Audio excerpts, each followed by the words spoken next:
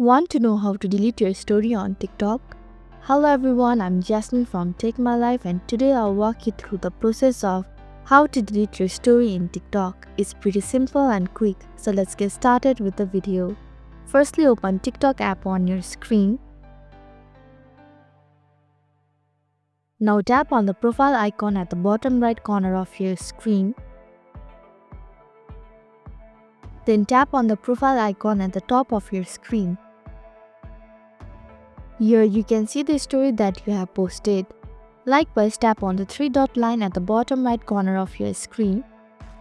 Furthermore, a menu will appear. Tap on the delete option. Finally, you can see the two options. Now tap on the delete option. So this is how you can delete your story on TikTok. Thank you for watching Take My Life. Hope this video was helpful. If it was, then hit the like button and comment down if you have any questions or feedback.